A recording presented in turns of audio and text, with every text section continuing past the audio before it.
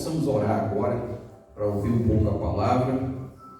Senhor Deus que está nos céus, obrigado por esta oportunidade de estarmos aqui para te cultuar, te louvar, aprender mais de ti, escutar a palavra, defender em nosso coração e colocar em prática.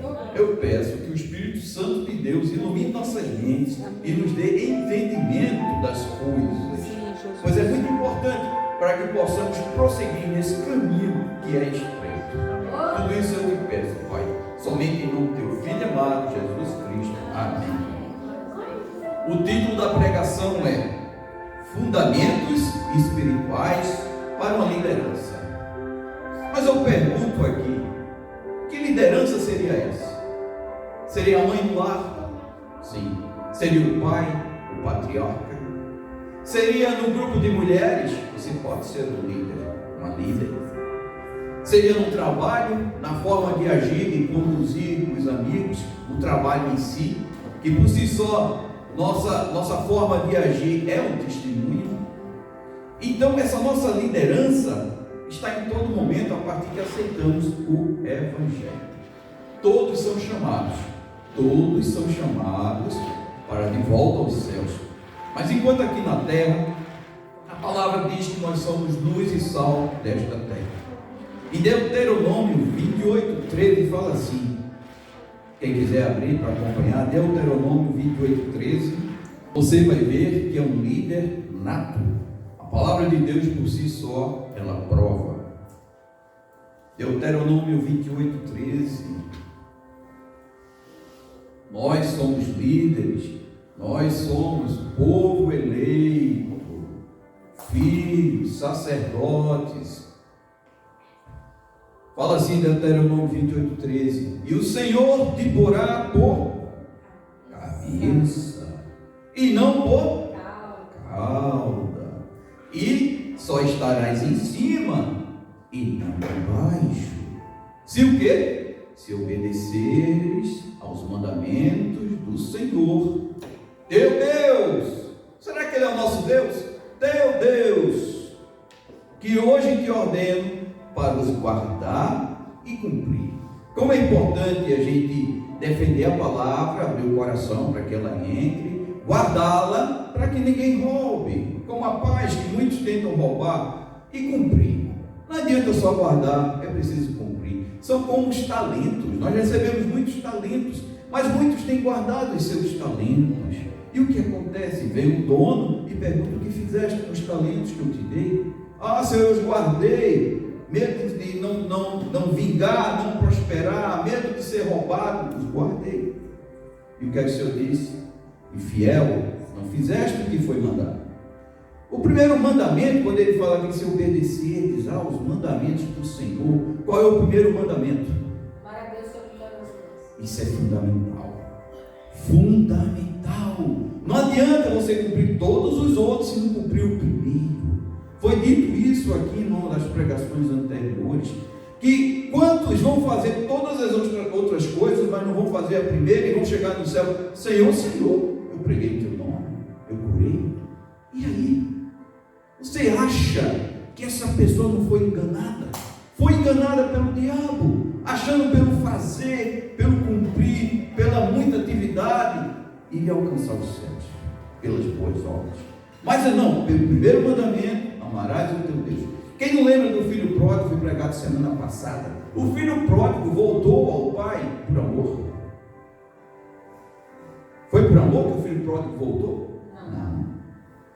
Foi pela barriga, fome. Ele estava comendo que os porcos comiam e às vezes nem tinha. O que é que ele disse? Ah, se eu for pelo menos um escravo do meu pai, eu vou ter o que comer, vou ter um teto para me proteger, uma cama para dormir. Se eu for um escravo.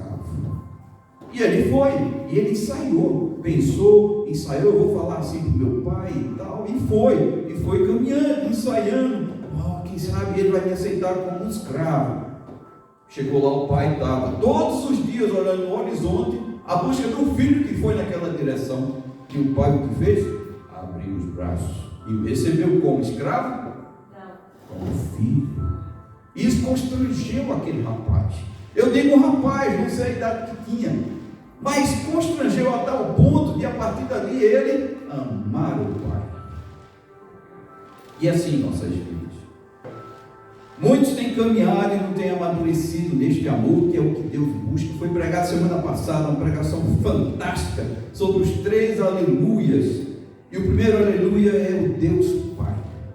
Ele criou Adão e Eva, tudo ali do bom e do melhor, mas faltava uma coisa: a escolha, o querer estar ali naquele lugar. E Deus deu uma opção. E é assim nossas vidas. Estamos peregrinando nessa terra, assim como Adão e Eva vieram, nós estamos aqui caminhando também. E pecamos, e Deus nos dá a oportunidade, porque a todos somos chamados. A todos somos chamados. Ele quer todos do lado dele, no lindo dos céus. E em Mateus 5,13, ele fala uma outra coisa muito interessante, em Mateus 5, de 13 a 16. Porque nós somos cabeça e não cauda? Por que será? O que é que nós temos especial para o mundo nos aceitar como líderes? Mateus 5, de 13 a 16 fala assim: vocês são o sal para a humanidade. Olha assim como é precioso. Que sal nós temos? O sal para a humanidade. Mas se o sal perde o gosto, deixa de ser sal e não serve mais para nada. É jogado fora e pisado pelas pessoas que passam. Muito interessante. Quando ele fala esse trecho aqui, que não serve para nada e ser pisado, é ser humilhado, não é? Se a gente não está fazendo o nosso papel, nós somos o que? Ridicularizados. Muitas vezes. Mas na época tinha um contexto a respeito disso, que por incrível que pareça, lá levava também. E como aqui a gente joga sal para derreter a neve, lá eles faziam a mesma coisa. Quando o sal não servia para comer, um sal de péssima qualidade, não salgava, ele era jogado no chão ali para derreter aquela neve. E ele comparou o homem a essa situação. Se ele não está exercendo o papel de dar sabor, de dar um propósito à vida dessas outras pessoas que estão caminhando rumo à perdição, para que vai servir? Fala no 14 assim também, que vocês são a luz para o mundo. Olha só como é interessante. Jesus por si só podia ser a luz, mas ele precisa de nós. Foi falado isso no meio passado também, que tudo que acontece nesse mundo terrestre tem que ter carne. O diabo, para se manifestar ali no Éden, ele precisou entrar dentro de uma serpente para agir. O próprio Jesus, ele se fez carne para agir aqui e nos salvar. Assim como Deus precisa de nós também para agir neste mundo e levar a salvação para todos os que são chamados. Todos somos chamados. E é esse o nosso papel, é esse o nosso propósito. E ele fala aqui: vocês são luz para o mundo. Não se pode esconder uma cidade construída sobre um monte. Vocês entenderam isso aqui? Uma cidade é uma coisa grande, né? Não tem como esconder, ainda mais em cima de um monte. Todos vão ver, se você é a luz, todos verão. E fala assim: ninguém acende uma lamparina para colocá-la debaixo de um cesto. Jesus, Deus, não vai nos escolher, nos dar luz, nos acender e nos colocar debaixo de um cesto. Não! Por isso que nós somos cabeça e não cauda. Pelo contrário, ela é colocada num lugar próprio para que ilumine todos os que estão na casa. Somos cabeça, somos líderes, luz para este mundo, como fala aqui, sal para esta terra. Agora, muito interessante que nós por si só não temos condições de nos acendermos, né? Eu vou me acender, vou me apagar, eu me ligo, desligo. Não tem isso. Ele fala assim, que pelo contrário, ninguém acende uma lâmpada, assim, ele está falando do próprio Deus, ele que nos acende, nos dá entendimento, faz a palavra queimar em nosso coração, e ele mesmo vai fazer assim, para colocá-la debaixo do cesto, ele vai nos colocar em lugares altos, se estamos acesos, se aceitamos esse chamado. Se aceitamos este chamado, ele vai nos acender, vai nos colocar como cabeça em lugares altos. Somos líderes. Assim também a luz de vocês deve brilhar, para que os outros vejam as coisas boas que vocês fazem e louvem o Pai de vocês que está nos céus. Como eu disse, é necessária a nossa presença carnal aqui nesta terra, para que possamos levar outras pessoas também para esse caminho celestial. O mundo espiritual não é para todos, é só para aqueles que aceitaram a Deus, que as escamas caíram, eles conseguem enxergar muito além dos seus olhos. As guerras não vêm de graça, elas vêm de corações pecaminosos, de homens maus, espíritos maus, que estão dominando este mundo. Interessante que, aproveitando que pessoas nos seguem quando somos luz para este mundo, quem acampou aqui sabe quando a gente acende uma luz naquela escuridão, né, do acampamento, enche de mosquito, é ou não é? Muriçoca, então, são atraídas pela luz. Assim são as pessoas. Quando elas veem uma luz, uma esperança, um sentido para a vida, elas se chegam até nós e perguntam: o que tem diferente em você para ser tão alegre como foi dito aqui? Para ter paz, para ter vitórias. Por que a grama da tua casa é mais verde do que a minha? Aleluia! Por que tua família é tão unida, se senta à mesa, conversa, se ajuda? E a minha não? O que é que tem diferente? É assim, nós atraímos, inevitavelmente. Mas para isso tem que fazer esse papel, não estar debaixo, tem que estar nos lugares altos. Às vezes, os pais pregam para as crianças e às vezes não tem entendimento. Acha que entrou para um lado e saiu para o outro, porque enquanto você está contando a historinha, falando de Deus, a criança está brincando com o carrinho, está fazendo outras coisas. Mas creia, a palavra de Deus nunca volta vazia.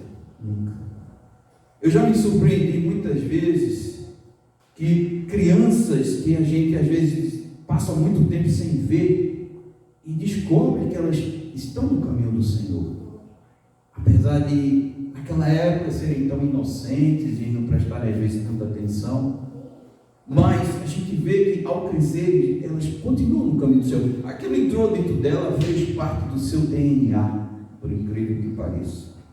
Eu falo isso para incentivar os pais, não só os pais, como também aquelas pessoas que estão rejeitadas pela sociedade, aquelas pessoas que a gente acha que não vai dar em nada, não é? Que estão maltrapilhos pela rua, sem propósitos, sem trabalho, e às vezes a gente não vê nenhuma esperança para aquelas pessoas. Mas saiba que Deus tem um propósito. A gente só vê o exterior, essa carne que não há quem leve para os céus, ela vai voltar ao pó. A alma é eterna, essa sim. A vida é uma poeira que o vento espalha, é muito breve isso aqui diante da eternidade.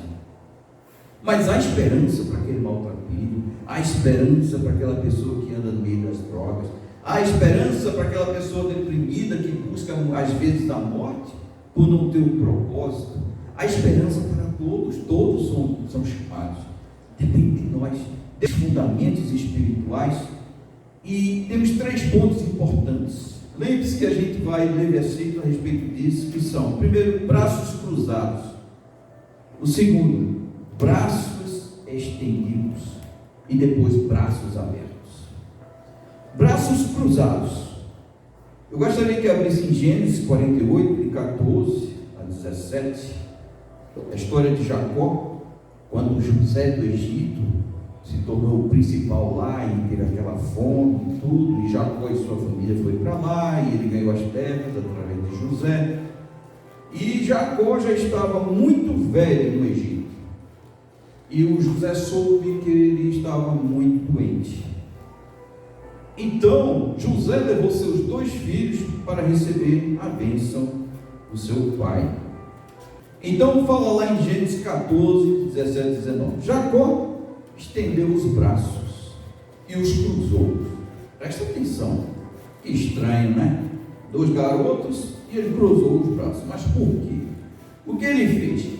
Pois havia um costume na época de você abençoar o primogênito com a mão direita, certo? Mas ele não fez isso, não. Pondo a mão direita sobre a cabeça de Efraim, embora fosse o mais novo, então não era o primogênito, e a mão esquerda sobre a cabeça de Manassés, que era o mais velho. Isso é o contrário, né? José não gostou. quando viu seu pai colocar a mão direita sobre a cabeça de Efraim. Por isso pegou na mão dele para tirá-la da cabeça de Efraim e colocá-la sobre a cabeça de Manassés. E explicou: não, pai, assim não, pai. Este aqui é o filho mais velho. Põe a mão direita sobre a cabeça dele. Mas Jacó não quis e disse: eu sei, meu filho, eu sei, eu não estou gaga não. E fala assim: os descendentes de Manassés também serão um grande povo, mas o irmão mais moço será mais importante do que ele, e os seus descendentes formarão muitas nações. Falo isso do chamado. O chamado. Naquele momento ele estava ungindo os netos, ele estava fazendo o quê? Dando poder no mundo espiritual. Sabemos que todas as coisas vêm pelo Espírito, e aquelas crianças estavam sendo empoderadas, uma mais do que a outra, de forma ilógica, de forma irracional no meio humano. Mas Deus sabe de todas as coisas, e é por isso que eu falo dos improváveis muitas vezes, que Deus levanta no meio da multidão. É a mulher adúltera, é a mulher que deu água para Jesus, é o ladrão da cruz que matou, roubou, fez tudo de mal, mas estava ali na cruz e recebeu a salvação. Os improváveis. Deus não age conforme os nossos pensamentos. Os pensamentos dele são muito maiores do que os nossos. Cabe a nós apenas obedecer.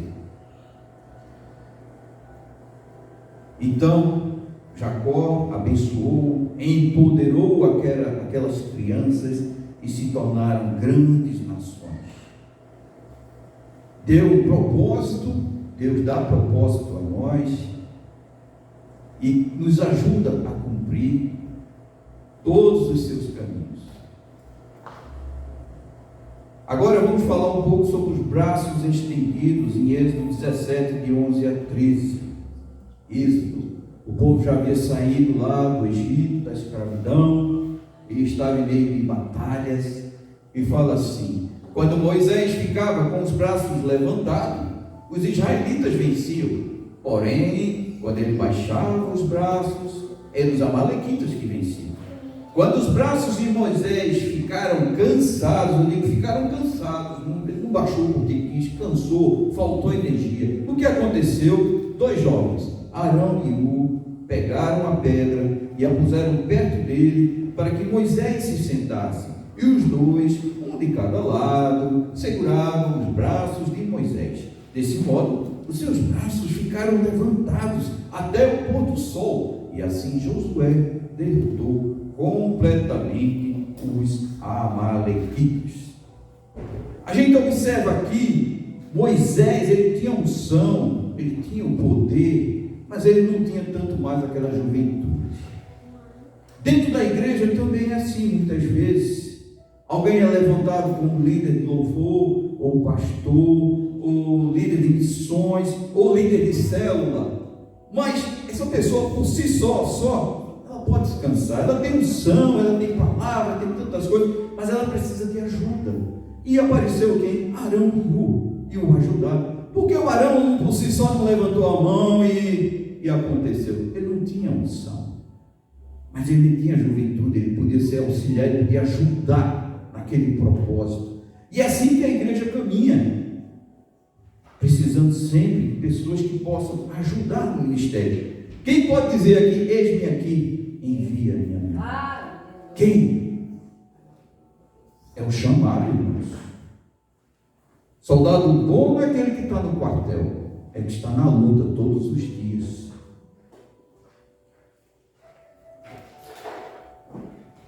O Moisés, ele poderia ter baixado a mão e dizer assim, poderia ser um cara arrogante, dizer: eu tenho poder, vou fazer que vocês ganhem. Agora Pedro ganha. Não. Mas ele foi até o fim de suas forças. Eis-me aqui, envia-me a mim. Esse era o propósito de Moisés. Ele não quis controlar aquela batalha, que bem poderia, como muitos fazem. Mas ele teve uma autenticidade, ele foi humilde e aceitou a ajuda daqueles jovens. temos a situação dos braços abertos também, olha, braços cruzados, os braços estendidos e os braços abertos. Mateus 11:28 fala assim: venham a mim, todos vocês que estão cansados de carregar as suas pesadas cargas, e eu lhes darei descanso. Muitos caminham por esta vida, não percebem o que estão carregando, não é? E interessante que quando as forças se esvão, né, que a gente não tem mais um propósito na vida ou forças para caminhar, que a gente busca esse Deus. Muitos não, como o outro ladrão da cruz, ele mesmo assim não aceitou, não creu que Jesus era o Salvador. Mas é diante disso aqui, os cansados de carregar suas pesadas cargas, e eu te darei descanso. E Romanos 5:8 fala também: mas Deus nos mostrou o quanto nos ama. Cristo morreu por nós, quando ainda vivíamos no pecado. É uma grande chance. Vivíamos no pecado. O salário do pecado é a morte. Vivíamos. Ainda temos chance. Esse povo todo que está na terra ainda tem chance. Estão vivendo aqui na terra.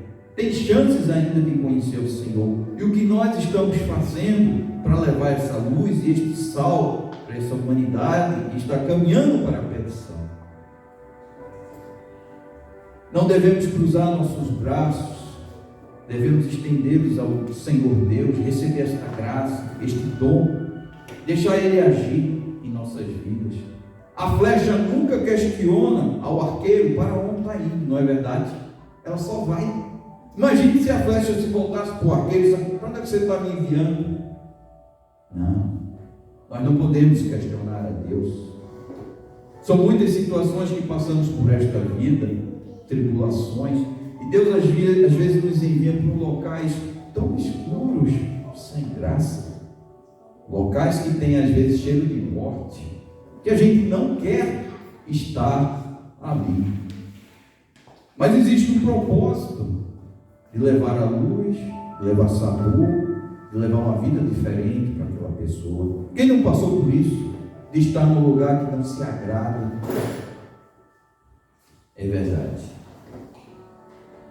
Portanto, falando um pouco do corpo de Cristo, quando Arão e U ajudaram a Moisés, um corpo de Cristo bem ajustado, como fala a palavra, cada membro em seu lugar, cada órgão em seu lugar, os dedos, os pés.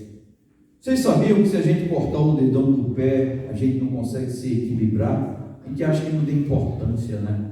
Mas o dedo principal do pé nos mantém em equilíbrio, ele que nos dá segurança ao andar. E às vezes não dá importância a ele, né?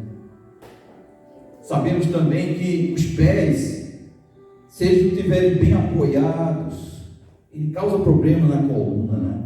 Mulheres que usam sapato alto, o que acontece com suas colunas, né? Danificam, se projetam para frente, a maneira de andar, tudo isso interfere.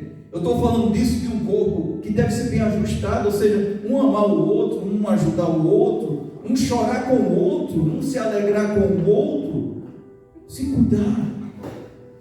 Eu falo também dos músculos. Músculos é sinal de força, energia, de vigor. E o que acontece no final da vida? Os músculos se vão, a energia também vai. Não temos força para nada. Os ossos que dão a forma nos conseguem deixar de pé.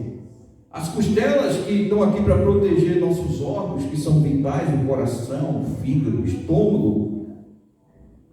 A mente, uma mente sã, uma mente saudável, como foi visto ontem, corpo, alma e espírito, uma mente em paz, uma mente confiante no Senhor, diante de tantas coisas que vêm em nossas mentes. Ultimamente a gente tem escutado muito falar da crise, né, mundial, e aqui também, da falta de trabalho, e essas coisas vêm, e eu sempre lembro daquela passagem: 10 mil à tua direita, 1000 à tua direita, 10 mil à tua esquerda, e ele fala assim que a gente deve apenas contemplar. Ou seja, ser como o Monte de Sião, saber em quem confiarmos, que nunca nos faltará o pão de cada dia. É bem assim. É prova em cima de prova, irmãos. Não é fácil. Mas diante disso tudo, o que Deus quer é que sacrifiquemos o nosso eu muitas vezes. As nossas vontades, os nossos querer. Não quero ir para aquele lugar e tal, mas a gente vai porque a gente tem a certeza que a vontade dele é boa e perfeita e agradável, e é isso que ele tem para ti hoje. Existe um propósito ali, nem que seja para nos curar, nos fazer crescer, amadurecer mais, aprender a amar o próximo. Muitas vezes a gente não ama, a gente muitas vezes não perdoa, mas às vezes está tão escondido dentro da gente que a gente às vezes não percebe. Então acontecem situações que nos levam a refletir, e a gente às vezes se cai em culpa, reconhecimento, mas a gente tem que aprender a nos perdoar, assim como Deus nos perdoa também. Então, estamos aqui para servir ao Senhor. Todos nós somos chamados. Não há quem diga, eu não tenho sal, eu não tenho luz. Que tem. Deus deu esse poder a cada um de nós. Estamos prontos para sermos líderes, luz da terra, sal do mundo. Estamos prontos para levar a salvação, o conhecimento da salvação para todos. Mesmo aqueles que nós julgamos não capazes, ou talvez não merecedores. Quem não lembra de Jonas e a baleia, que ele não acreditava que o povo não era justo, ele não achava justo que o povo de Nínive fosse salvo, e ele conseguiu levar o evangelho em menos tempo, e até o rei se converteu, todos se vestiram de saco. Quer dizer, foi uma coisa fantástica ali, onde toda a cidade se converteu e houve o perdão de Deus na vida daquelas pessoas. Muitas vezes nós fazemos como Jonas, e nos dá uma lição de vida. Eu digo as tribulações. As tribulações da vida muitas vezes são as baleias de Jonas, que Deus manda para nos dar uma lição, nos ensinar alguma coisa, a sermos humildes e obedientes, a sermos como a flecha que não questiona. Ele questionou: Senhor, tu está me enviando para aquela cidade. A flecha questionou o arqueiro. E é assim.